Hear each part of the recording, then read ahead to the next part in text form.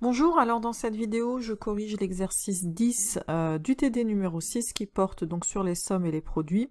Ici encore, un calcul de somme à faire avec une question préliminaire où on nous demande de montrer une égalité avec des coefficients binomiaux. Alors, donc, on va partir du membre de gauche pour arriver au membre de droite, et évidemment, on va passer par la définition, c'est-à-dire par l'écriture en factoriel. Donc à quoi correspond le premier facteur qui est là, donc P-K parmi N-K? Eh ben, c'est la valeur du haut, donc N-K en factoriel, divisé par la valeur du bas factoriel, c'est-à-dire P-K factoriel, et ensuite je fais celle du haut, la valeur du haut moins la valeur du bas factoriel, c'est-à-dire N-K moins P-K, ce qui me donne donc N-P après avoir simplifié, factoriel. Je multiplie ensuite, donc pareil, le haut factoriel, le bas factoriel, donc k factoriel, et haut moins bas n-k factoriel. Et là, je vois que je veux par exemple obtenir du p parmi n. Donc p parmi n, alors avant, je vais peut-être tout de suite remarquer, regardez, qu'il y a un terme qui va se simplifier ici, voilà, il va un petit peu dégager la vue, on va dire. Et maintenant, on va essayer de faire apparaître, quitte à forcer l'écriture, le p parmi n. Alors, pour avoir du p parmi n, le n-p m'arrange bien. J'aimerais bien avoir du n factoriel, donc je récupère celui qui est là. Voilà.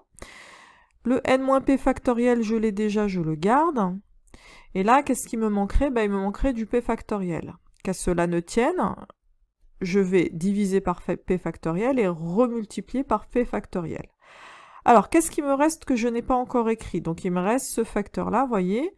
Donc, P moins K factoriel et le K factoriel pardon, qui est là, que je n'ai pas encore utilisé, et donc je le réécris. Alors, donc le premier facteur, évidemment, on a tout fait pour, ça nous donne du P parmi N. Et alors, le second, on reconnaît exactement le coefficient binomial K parmi P. Et donc, on a démontré la formule. Alors, nous passons maintenant à la question numéro 2, où nous devons calculer la valeur de cette somme-là. Et là, on voit tout de suite en quoi nous est utile l'indication, donc on réfléchit pas trop, on va changer l'écriture et remplacer par ce que nous avons obtenu en question 1, c'est-à-dire P parmi N, que je multiplie par le coefficient binomial K parmi P.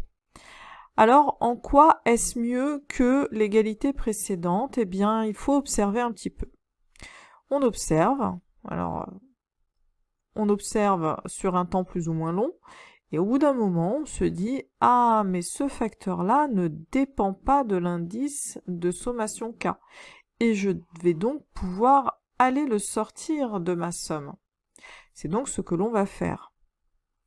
Je vais mettre en facteur mon P parmi N, il me reste la somme de K allant de 0 à P, de K parmi P.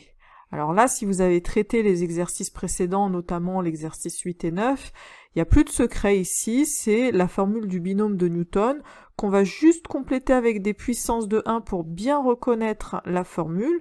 Donc je vais compléter avec du 1 puissance K et du 1 puissance P moins K. Et j'obtiens donc là j'ai le coefficient binomial P parmi N, et là, grâce à la formule du binôme de Newton, je peux avoir la valeur de cette somme qui vaut 1 plus 1 à la puissance P, soit P parmi N fois 2 à la puissance P.